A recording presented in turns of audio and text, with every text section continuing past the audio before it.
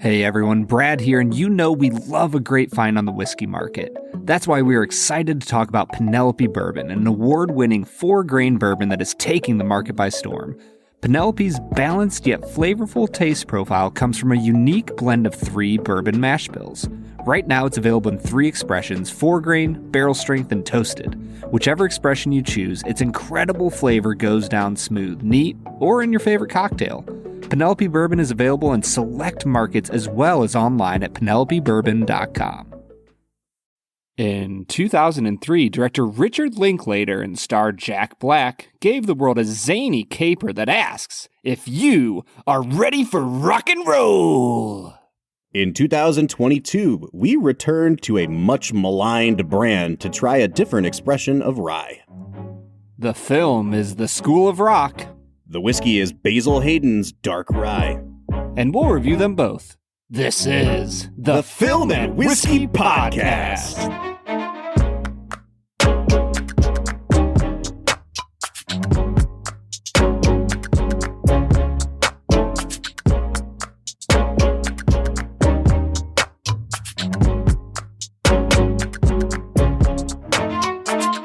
Welcome to the Film and Whiskey Podcast, where each week we review a classic movie and a glass of whiskey. I'm Bob Book. I'm Brad G. Oh, there it is. Yeah, man. And this week we are returning to the realm of rock. Brad, we haven't been here for a while. We did Spinal Tap. We did Almost Famous. Is this our third rock movie? Have we missed? I guess we did Jailhouse Rock just a few weeks ago. That was a bonus episode. So rock I think number 4. Three and a half, maybe? 3.5 rocks. 3.5 rocks. But the legend of the rent was way hardcore. Whoa, Bob. You're going to get us copyright struck. Just right off the bat. Dude, I know this whole movie by heart. It's so good. It's so good. I would agree that you know this movie by heart. Oh, you're the worst. All right, let's get started. Man, I'm so happy to talk about this movie. Brad, this has been a very hot topic on the Film and Whiskey Podcast for a long time, in a way that I never anticipated it being. I made a very benign choice to put this movie atop my favorite comedies of the 2000s, and I did not expect Brad to dig his heels in on this as much as he did. Here's the wild thing, Bob. Not only did you choose it for the top of the 2000s, in your mind, you had chosen based off 2000 to 2019. Mm-hmm. Like, I was just picking from 2000 to 2009. Yeah. That was the early season miscommunications that we had. I just meant, like, best comedies of the 21st century. And that's the wild thing, is that even with an extra 9 years, you picked this movie. Yeah. All right, let's hash this out. Let's just do 60 seconds each on this, because we should discuss it. It's been 4 seasons, I think, since we did that one. But like, I don't know if we're ready, Bob. When I talked about best comedies, I think what I was thinking in my mind was like best movie that is also a comedy, right? And this movie has a lot of humor in it. I laughed a lot. Is it the funniest comedy? No. Is this movie objectively the best film ever made? No. But I also think that you and I have established a long time ago, Brad, that for whatever reason, we hold dramas and comedies to different standards. And Spinal Tap is a movie that we both gave a 10 out of 10 to. Do we put that on par with The Godfather? I don't know, but like, for what that movie's supposed to be, I think it's a perfect movie. And that's kind of how I feel about School of Rock. There's 1 or 2 little things here or there, but for what this movie is supposed to do, I would put it right up there as a nearly perfect movie that is also a comedy. Yeah, in my mind, a movie would have to deliver a lot more laughs for it to be a top comedy of any list, let alone, 19 years worth of comedies. And I'm not disagreeing with you. Like this movie is a comedy. And, at best you might be able to call it a dramedy. There's a little bit of drama here. But it's not really. It's pretty much it's pretty much a comedy. I'm not going to disagree with you there. The part that flabbergasts me is that you think it's so good.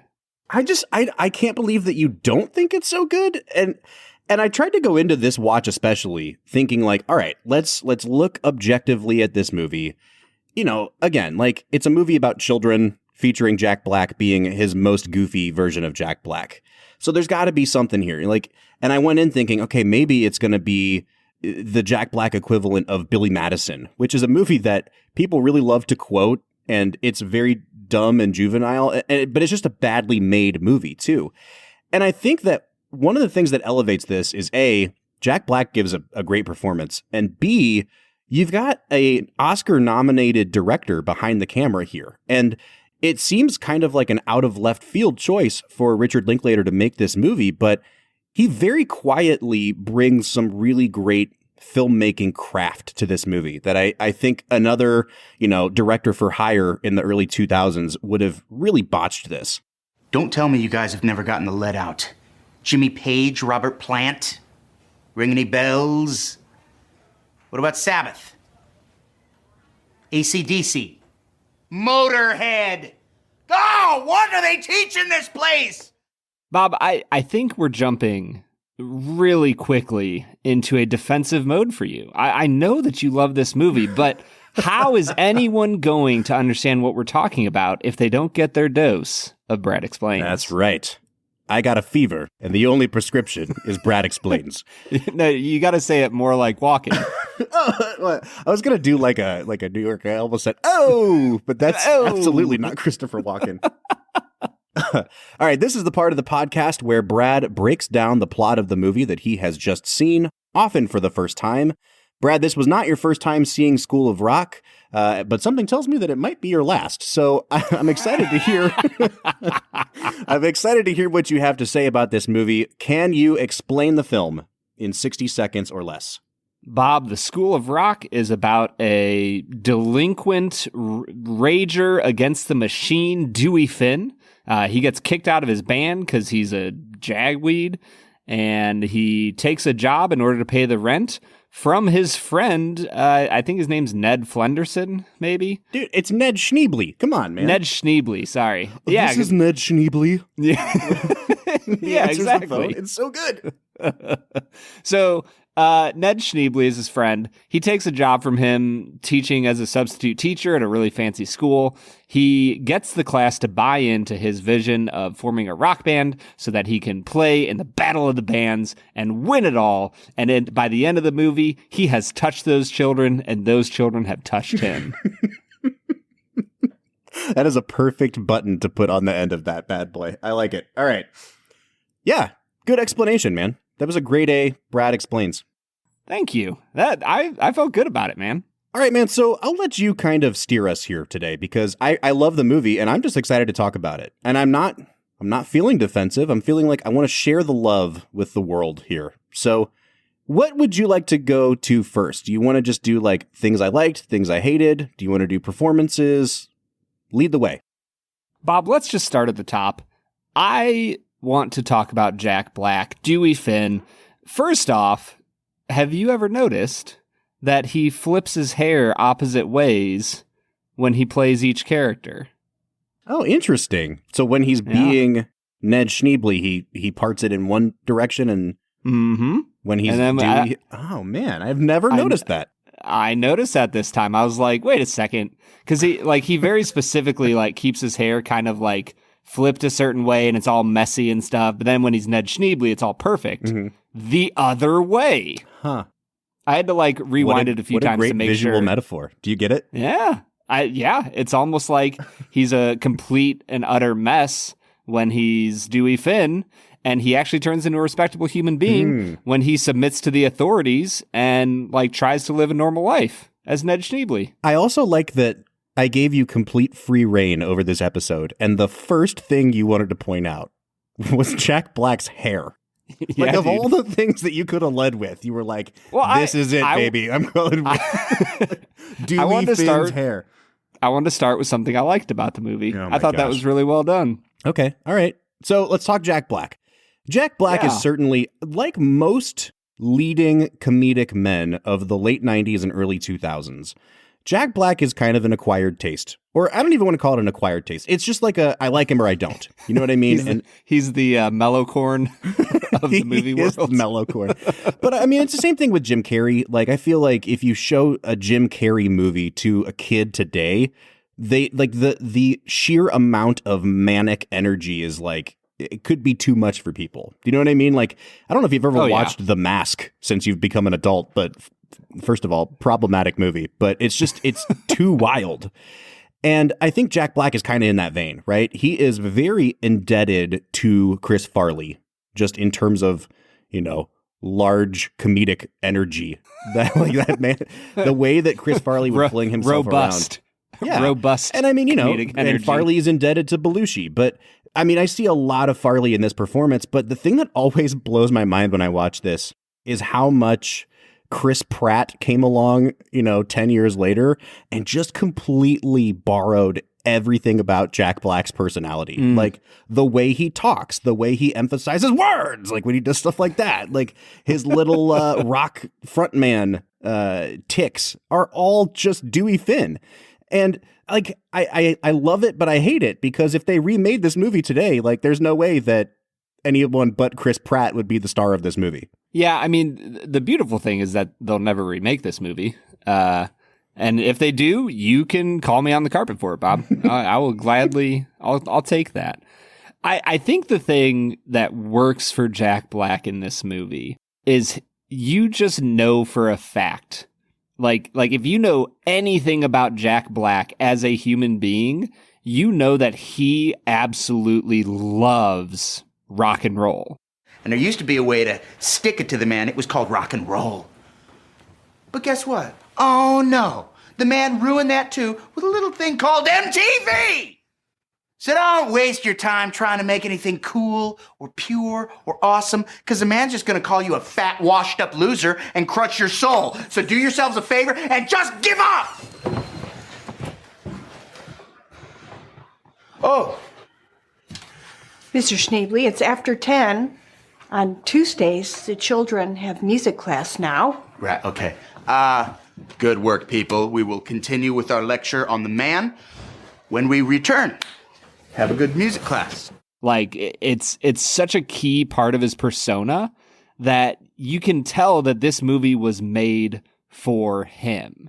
Like, I was thinking about top fives the other day, and I don't know if we could ever do this as a bonus episode, but the idea of like top 5 movie performances or movie roles that were written around a specific actor.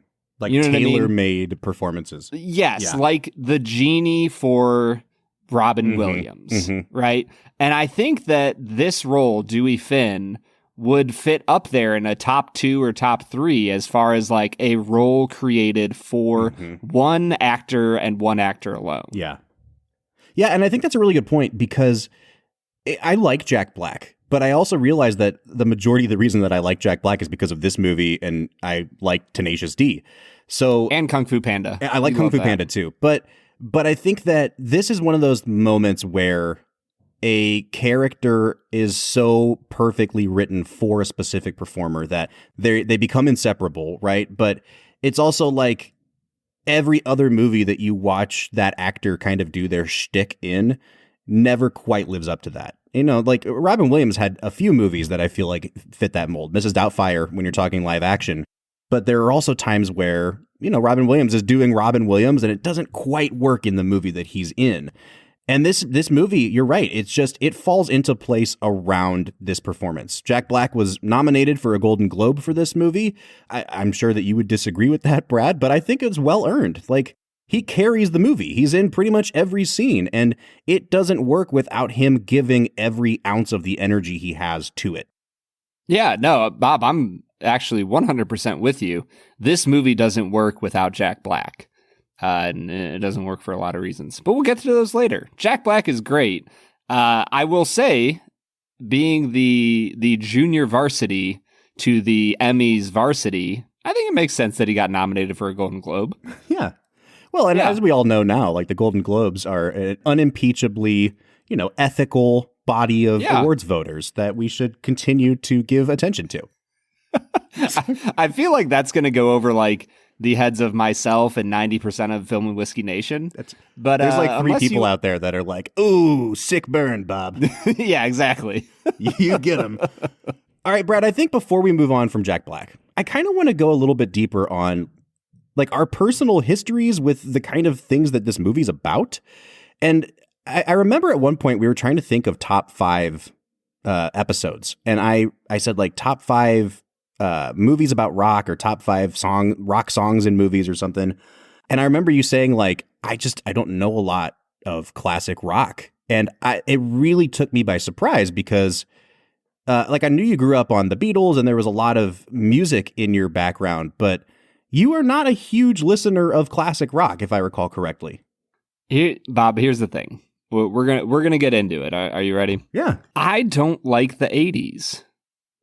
Like Okay. I've made this known on the podcast before. There are parts and pieces of the 80s that I like, that I genuinely enjoy. Later this season, we're gonna watch one of those things, being Rocky IV. But there's a lot of things I don't like about the 80s. But what I really think hits me hardest about the 80s that I dislike, and man, I feel like I'm repeating myself, but we have new listeners. They can hear me out. I just don't enjoy the Rage Against the Machine, anti-authoritarian, deconstruct everything, stick it to the man attitude of the 80s. I think that there can be healthy things about that. Obviously not all authorities are good. A lot of them deserve to be exposed in certain ways. But there's just something about the way it's done that is so self-righteous and so like, there is no other way to live, that just gets under my skin and irks me. Mm-hmm. And so this whole movie is literally orchestrated around that fact. So that is why for me, I just don't like School of Rock that much. I feel like if you were like in an 80s teen movie, you would be like the preppy villain. Yeah. That's like, no, that's you like can't on the go side have of the fun. principal. Like you'd be the bad guy in Caddyshack kind of a guy. You know what I mean? No, I'm like the snitch that tells the principal where the kids are drinking behind, exactly. The dugout. So maybe your point stands. Like I understand what you're saying. I will say, just for anyone who's listening that has any, iota of an understanding of rock history, I think what you're actually referring to is music primarily from the 70s. And this movie is really rooted in 70s music. There's a ton of Bowie in this movie, early AC/DC. So there is a little bit of 80s in this, but the 80s are really known for being like the time that rock music got really corporatized. And that's when the hair metal bands like Poison came in towards the end of the decade. So like, I understand what you're saying, but this movie might not be the best example to take your hatred of 80s culture out on. Yeah, well, I don't like the attitude, don't like the philosophy. Don't like the 80s. I don't like the 80s. I understand. So also, dude, let's just be forget School of Rock for a second. Everything about the 80s sucked. Like, the hair, the clothes, like, it was just rough, man. Ooh. I mean, we have a lot of listeners that were born in the 80s, and I am going to let your point stand on its own, and I'm going to segue us to something else before they all tune out. I just think about Night at the Museum. Is it Dick Van Dyke that's like the lead security guard? He's like, moving on. So my personal history, I grew up, like my parents only listened to classic rock. Like it was obviously the Beatles and the Stones, but it was Led Zeppelin and Pink Floyd. And the first album I ever bought as a kid was David Bowie. And like this stuff is ingrained in me. So there's a part of me that gets very like wistful and nostalgic watching this movie, because another thing you have to consider in the 19 years since this movie has come out is that rock music is just dead now. And people try to argue that it's not. Rock music is dead. Like the Super Bowl halftime show is a hip hop show, and it should be, because that is the predominant music of the culture now. And so I think that there's an element of this that's like, I watch it and I'm like, oh man, I yearn for the days of old. But I also like, there's still something in me that even if you're not a fan of rock, I think this movie so perfectly captures what it's like to share music or art or something that you love with somebody else. And like, there's that montage where they've bought into the band, and Dewey is finally giving them like the history of rock. And there's that like tree, like that rock tree on the chalkboard. And the kids are finally starting to figure out their roles. And there's this great like dolly in on, I think his name is Zach. No, not Zach. The kid that plays the drums in the movie. as he's watching, like the drummer from The Who going wild on his set. And it's like something's clicking in that kid. And it's the combination of sharing something you love with somebody. And also, like, I think one of the things I love most about this movie is that it's a really wholesome movie. It's a PG-13 rating, but like for the most part, this is a pretty family-friendly movie. There's very little language. Like the worst thing anyone does in the movie is drink a beer. And it's a really good-hearted movie. And I think so few comedies, especially in the early 2000s, had a good heart behind them. It wasn't mean-spirited. And at the end of the day, it was about like a bunch of kids finding their passion. It's Brad, I'm so mad you don't like this movie. I've been waiting for you to get to that point. The more I talk about it, the more I'm like, I love this movie. It's like everything I love about movies in a movie. Here's the thing, man. I don't like hate this movie. I think I've just always been taken aback by how much you love this movie. I like in general, this has like a pretty good reputation online. I think it has a little bit of a cult following, because it's such a unique film. But in the end, Bob, this has a 7.1 on IMDb. And yeah. If I'm being honest, I think that's fair. Like it's a solid movie. I would call it like an average to above average. There's a lot of parts of it that just don't work great. A lot of the child actors are not very engaging or interesting. I think that not at all. Joan Cusack is like just fine. Jack Black carries the entire movie. That's not true. The dude who plays Ned Schneebly, who I think is a writer for the movie. Yeah, his name is Mike White. He's written a number of movies, and he wrote this movie.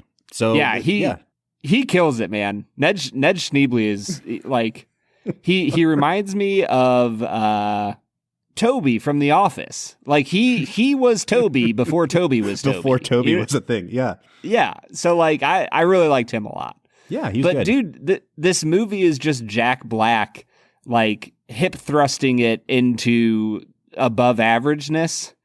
And, like that's fine. It's good. I think the reason I was so vehement against it was I just couldn't believe that you considered this the best comedy of the 2000s. Do you know what it is? Like, do you know what it is for me is like, I hear people talk about Singin' in the Rain as a movie that is in their, like in the 10 best films ever made, and like really reputable, film critics and directors. And the thing they always come back to is like, it is impossible to watch Singin' in the Rain without feeling a sense of joy. The sheer joy delivery in that movie is like unparalleled. And I'm pretty much there. I love Singin' in the Rain. I do think that ballet sequence at the end is a little too long, and like that's fine. But this movie is kind of in that same conversation for me in terms of like, it is so charming and so winning. And it's like, it's impossible to root against a movie that has a heart this big. And I kind of think that's where I like whatever other flaws the movie might have.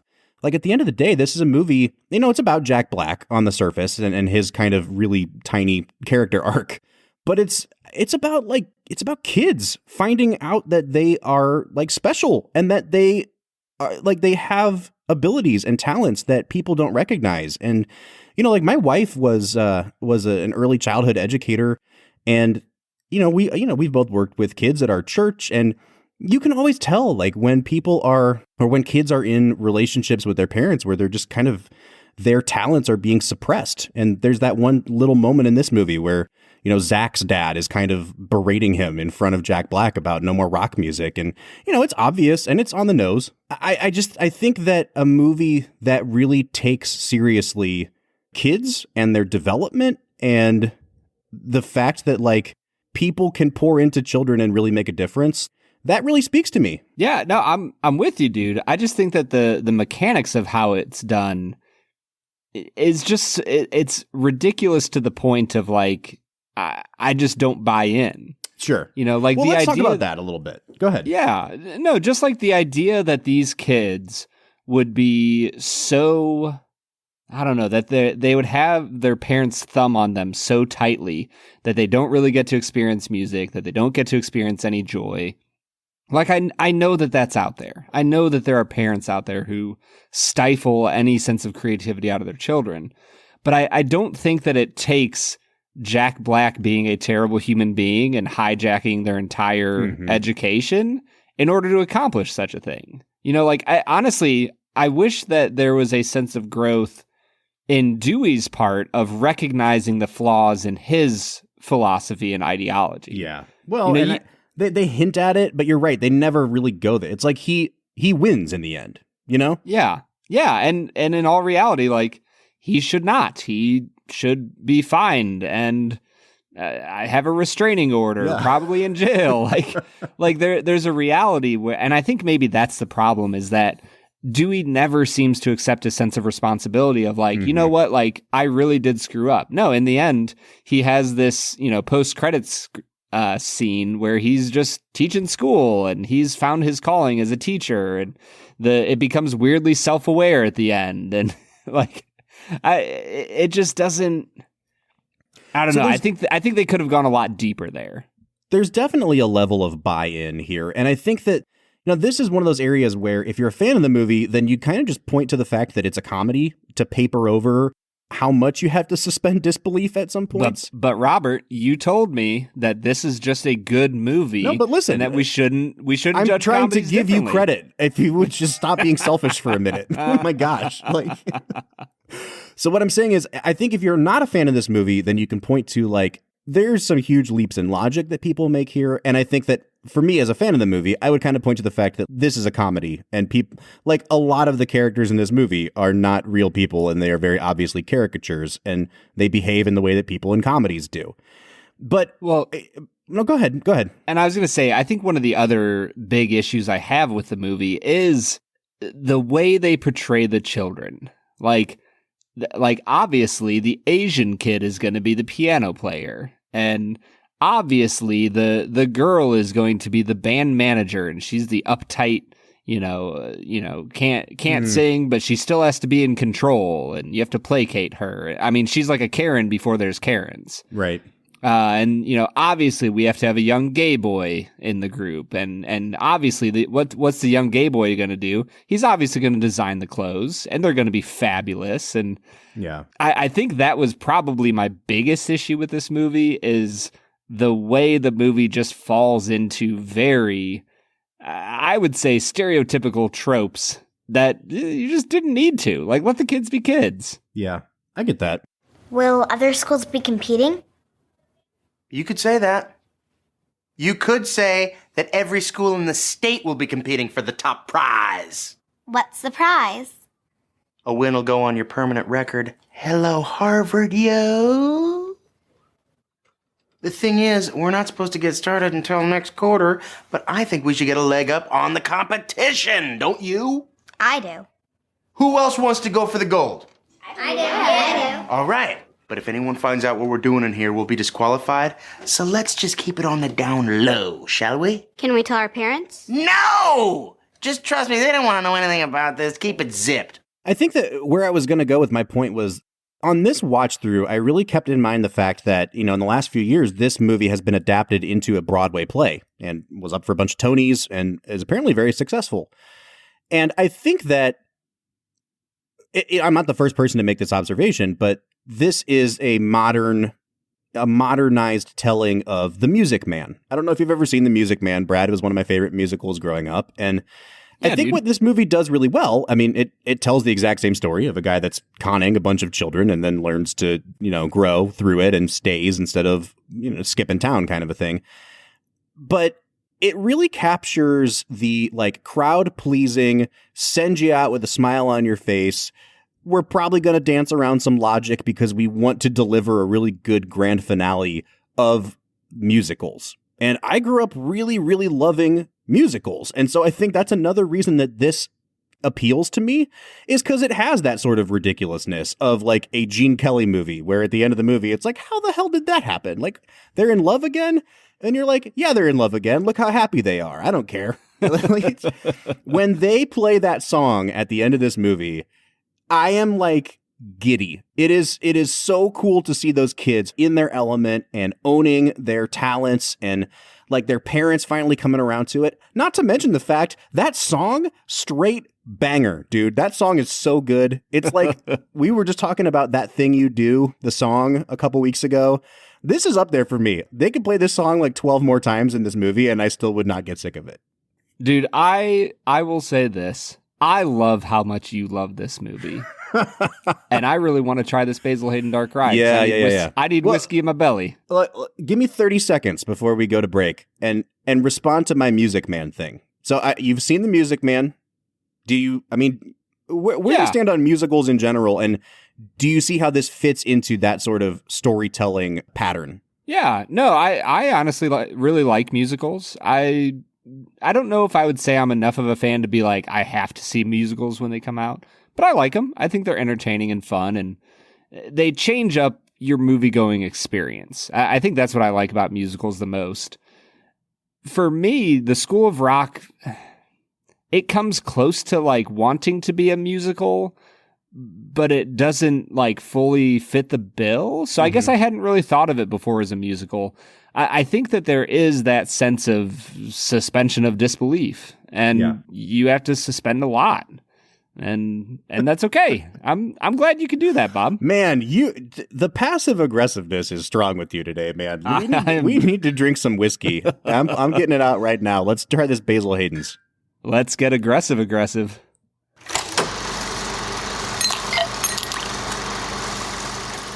All right, so today we are checking out Basil Hayden's Dark Rye.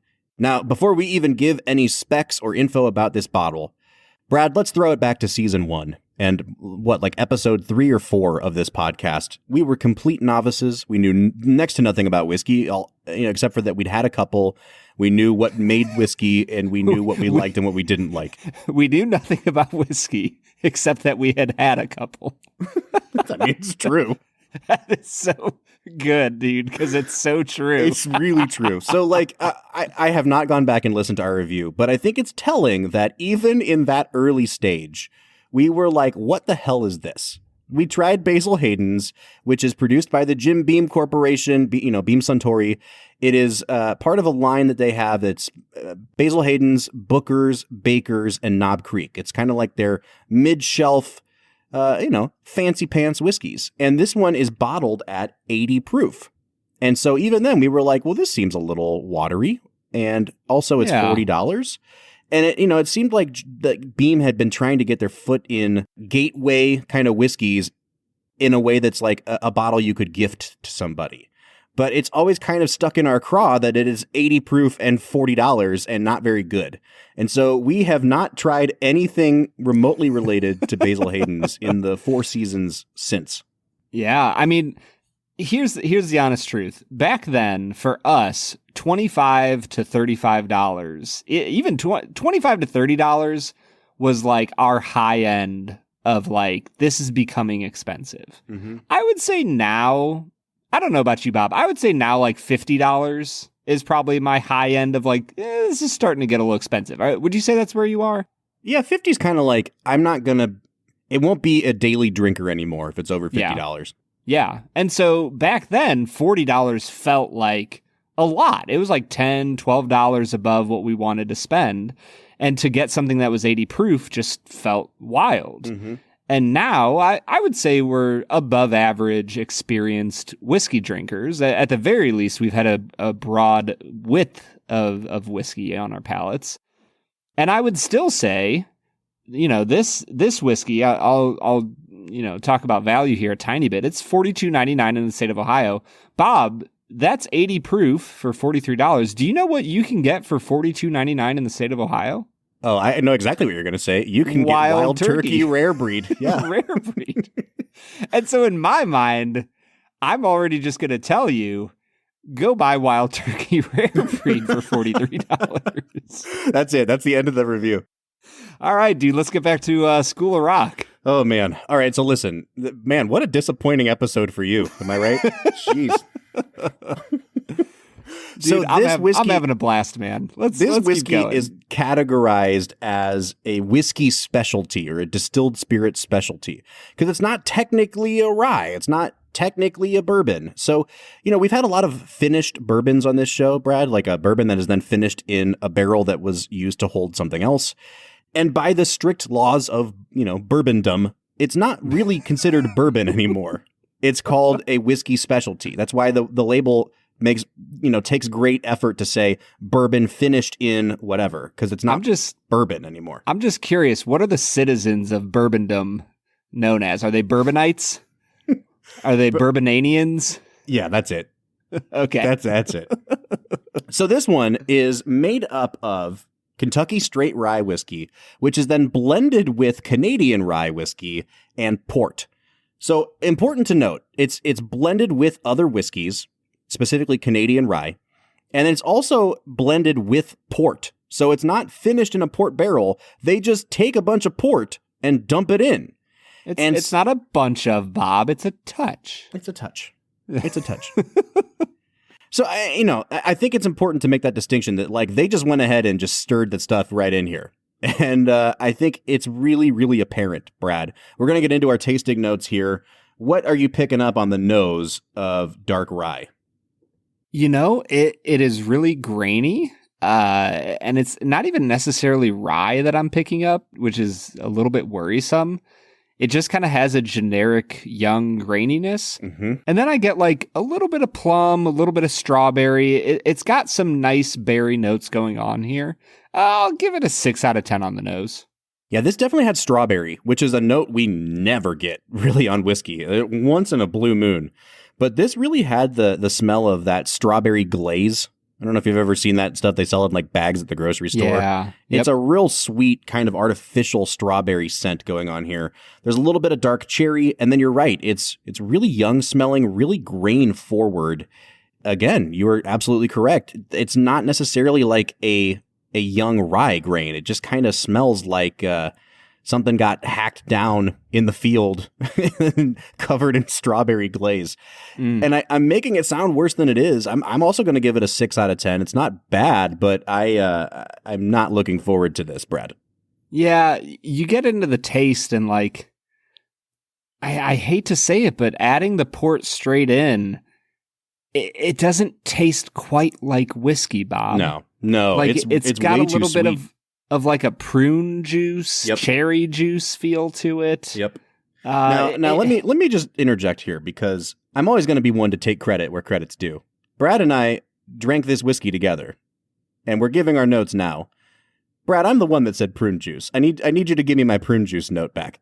You got it, man. I redact it from the. Can the strike it from the record? Strike it from the record. Prune juice is Bob's thing now. Yeah, it's got the Willet Funk and the Basil Hayden prune juice and the pruny juice. The pruny juice. Bob, I'll just finish my score. I'll give it a 5 out of 10. It's genuinely not bad, but in no way, shape, or form is it good. Is that fair? That might be the meanest thing I've ever heard anyone say. That's the kind of thing that if someone said it about you, that would keep you up at night. Yeah. Jeez. Yeah, I am not a fan of this, Brad. I'm with you. Prune juice is there. I think there's it goes in layers. It's prune juice followed by really cheap red wine. So there's your port influence with the prune and the red wine. And then on the back of the taste going into the finish, it's straight Robitussin. It really takes on a cough syrupy character to me. I'm going to give it a 5 out of 10 on the flavor. The finish is a little bit better. It's kind of tannic, again, from that port influence. It's definitely not thin. The mouthfeel on this was not as thin and watery as I expected it to be, which was nice. I'll give it a 6 on the finish. So a 5 and a 6 for me. Yeah, like I said, 5 on taste, 4 on finish for me. The Robitussin cherry cough syrup flavor just was too much for me to handle. Not a big fan, man. It just tastes fake. So this is where we always struggle, because the next category is balance, and that's where we think about the nose, taste, and finish kind of taken as a cohesive whole. Brad, I didn't think this had a ton of peaks and valleys through the experience. It was pretty consistent throughout, but it was consistently not that great. So I'm I don't know how to score this. I actually think I'm going to give it a little bit of leniency here. I'll give it a 7 on balance, because it wasn't poorly done. I just don't really like what they did. Yeah. I think for me, I'll give it a 6.5. And the thing that really kept me interested is that this had a really solid mouthfeel. Like the viscosity was right on. It really coated your mouth nicely. Now, I wasn't a massive fan of the flavors it coated you with, but at the very least, they made a interesting whiskey. I'll give it a 6.5. Bob, the value, we already talked about it a tiny bit, $42.99 in the state of Ohio. I don't know, 3.5, I guess. Yeah, I'm going to give it a 4. Brad, you and I were kind of trying to figure out what this compares to, because there was a certain note, that prune juicy note, we couldn't quite place it. And I think what it reminds me of is we had a company on the show, I think last season, called Broken Barrel, that does kind of barrel finishes, but they do it by breaking apart the barrel and submerging it into the tank full of whiskey. And they had a finished whiskey that had a little bit of this character to it from the port. But we also tried that one, I think, at barrel strength. And I think that really improved. Like, you can have that sort of dark cherry, pruny, pitted fruit flavor going on here. And I think also the fact that they weren't just dumping port into it, as far as we know, really kind of improved that as well. Bob, it's a touch of port. That's what it says. A touch of port. Yeah, a touch of I guess port. what I'm saying here is, like, there are other finished whiskeys out there that are in a similar flavor profile and a similar price point. Because remember, Broken Barrel's stuff was, I think their baseline stuff was like $35. So the finished one is probably maybe $50, but it's barrel proof. So from a craft distillery and from a craft producer. So I would 100% recommend Broken Barrel stuff over this. And I understand what Beam is trying to do with like marketing this as a high end entry level whiskey, but it's not that good, dude. Nope. No, my total is coming out to a 25 out of 50. Bob, where are you at? I'm at a 28, so that brings us to a 26.5 on average, or a 53 out of 100. I'm not going to recommend trying. I'm not going to recommend buying. You can absolutely skip this one altogether. Go kick rocks, Basil Hayden. Get out of here. Basil Hayden. Get out of town. Basil Hayden's, you're the man. Yeah, thanks, man. Bob, how about we get back into talking about the School of Rock? Let's do it, Brad. All right, everybody, that was Basil Hayden's Dark Rye, a whiskey that Bob and I were unimpressed with, to put it simply. Pretty much. But here we are talking about School of Rock. And Bob, I will say there is one person we haven't talked about yet, and that's Joan Cusack. Probably the only other person who really plays a major role in this movie. I mean, you have Sarah Silverman. She's kind of a tertiary character. Mm-hmm. We mentioned Mike White, you said, plays Ned Schneebly. But Joan Cusack is the only other real actor in this movie. So I'm curious, how'd you feel about my girl Joan? I thought she was good. Again, I think everyone in this movie, besides Jack Black, and sometimes including Jack Black, is not really a fully formed person or character. You know, they're a little too much a caricature. And that goes for her too. She's wound so tight. And even though they kind of flesh it out in the script, why she's wound so tight and that she's aware and she hates it, she still behaves in a way that normal people don't behave.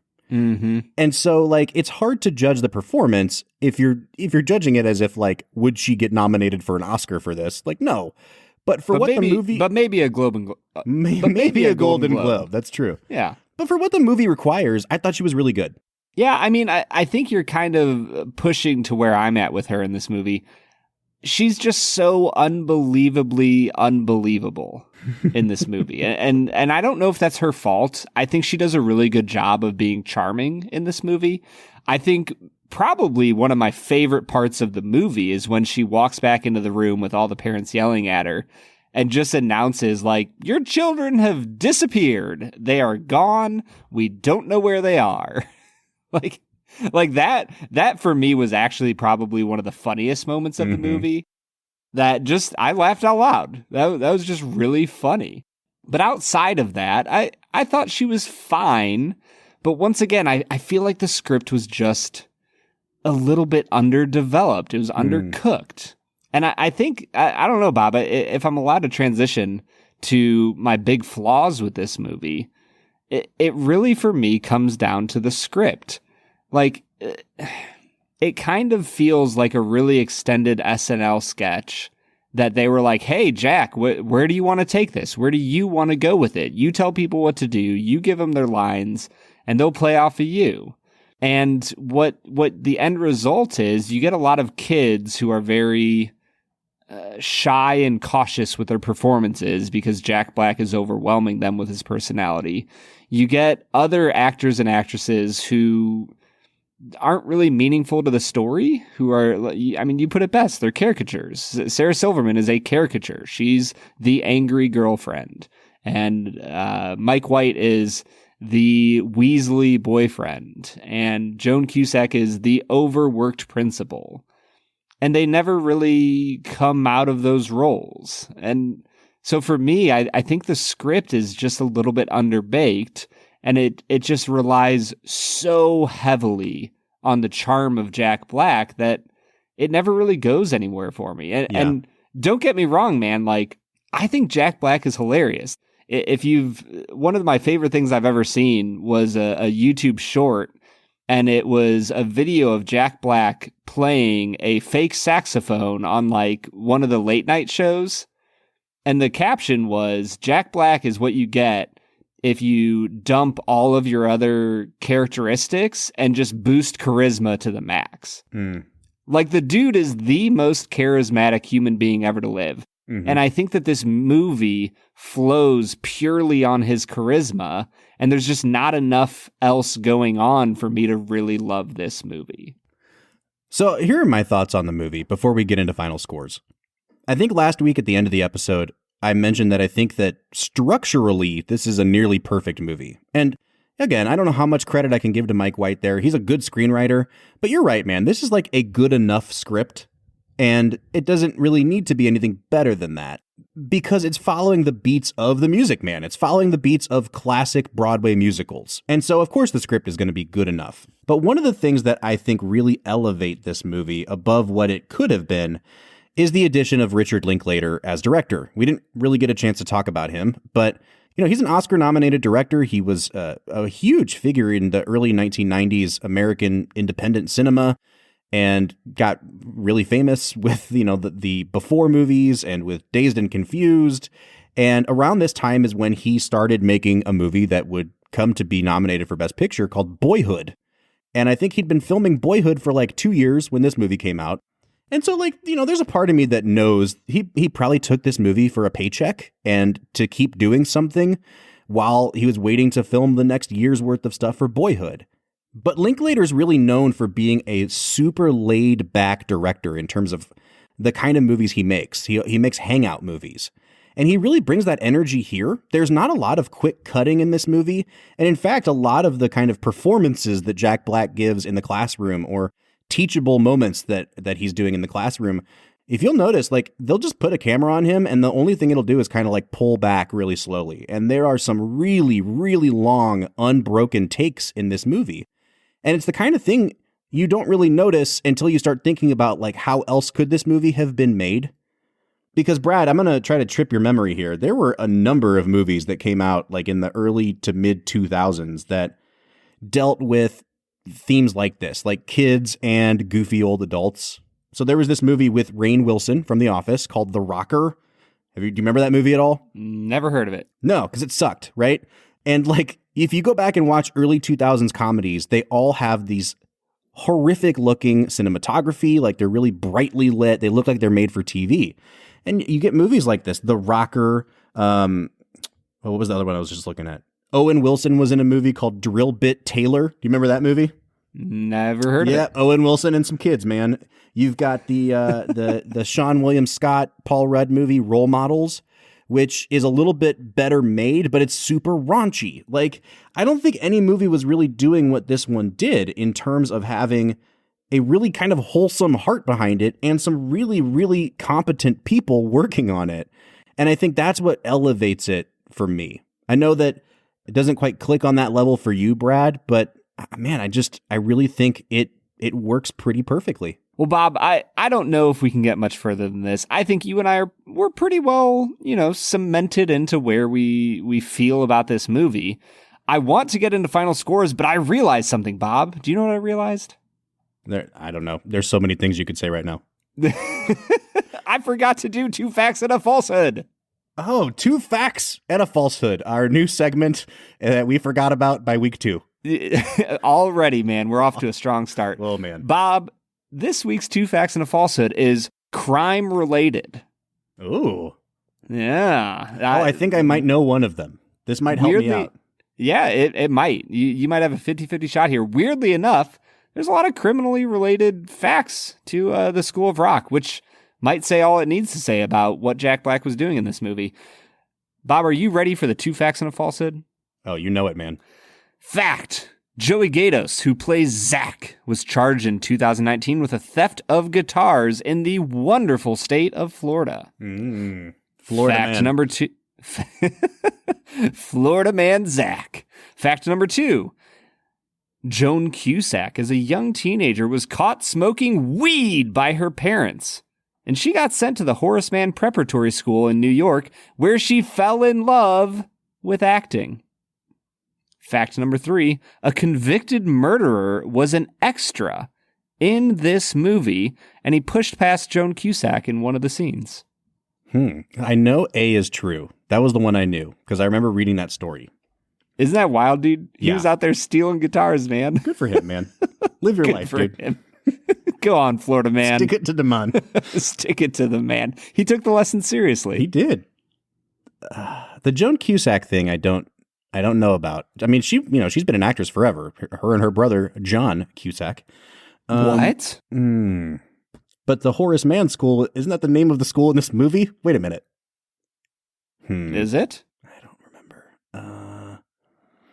All right, screw it. I'm going to say C is also true. So B is false. B was Joan Cusack, young teenager caught smoking. That is the falsehood, Bob. Yes! You are correct. I've redeemed Yeah. myself from last week. Bro, I was looking through the trivia for this movie, and it was like a convicted murderer was an extra in the movie, and it like gave his name and stuff, and I looked it up, and yeah, There he dude, was. he was a murderer, and he was an extra in this movie. Hey, man. Got to get famous by any means necessary, right? Yeah, it's wild, man. So there you go. That is our criminally based two facts and a facts. falsehood. Wow. Bob, All right, man. as we get into final scores, this is your jam. I don't think any score I can give will detract from your love of this movie. So what's your final score for The School of Rock? It's not a perfect movie, but it's a nearly perfect movie. I love it to death. And it's one of those movies that I love to death and also like get confused by people not seeing it the way I do. So like it's in ET territory for me. So you're blind is what you're saying. Yeah, absolutely. Like, we've done a couple movies where it's like, all right, I love it, but like this is severely flawed. I don't see this movie that way. So here you go. Make fun of me all you will. School of Rock is a 9.5 out of 10. I knew you were going to. If you had given it a 9, I think I wouldn't have given you any crap. But like 9.5, Bob, that's like really high territory. That is what you gave The Aviator. Sure. But you're not comparing the two. Like, does this movie accomplish what it needed to accomplish and then also transcend that? Yes. It's a 9.5. Yeah, see, I would say this movie set out what it meant to accomplish, which was give Jack Black a place to be charismatic. And it did that. Don't think 9.5. it exceeded it, though. I'll give it a...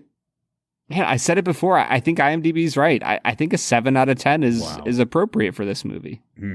I don't hate it. I think it's charming and fun, but it just doesn't, blow me out of my seat or anything. Well, that is bringing our average out to an 8.25 out of 10. But we'd like to know what you think. Because, Brad, we're pretty divided on this. We're talking like 25 percentage points out of 100 here.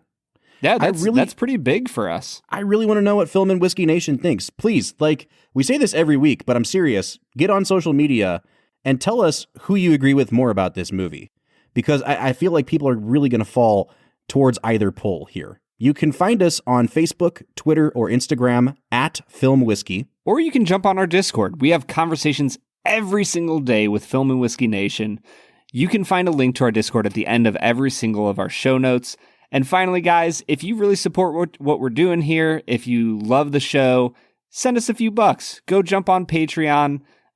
all of the money goes to support the podcast, to pay for new equipment, to get really cool whiskeys on the show. So if you want to, if the goodness of your heart leads you to it, go for it. All right, Brad, it's time to spin the wheel of fate to determine your next movie. Spin that wheel.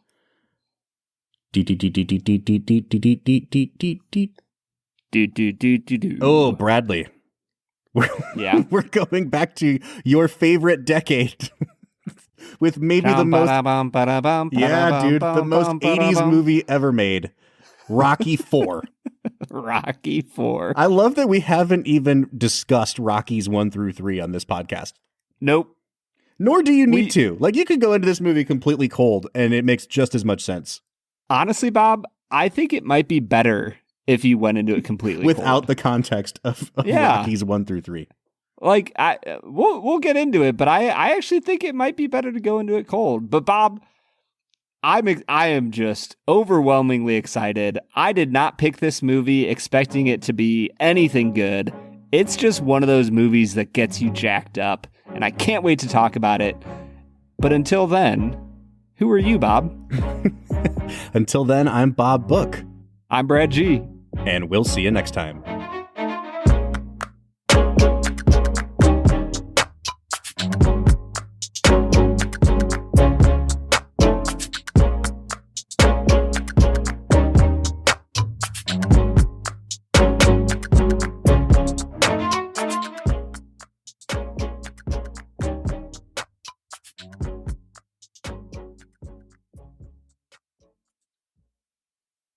All right. Oh, nope.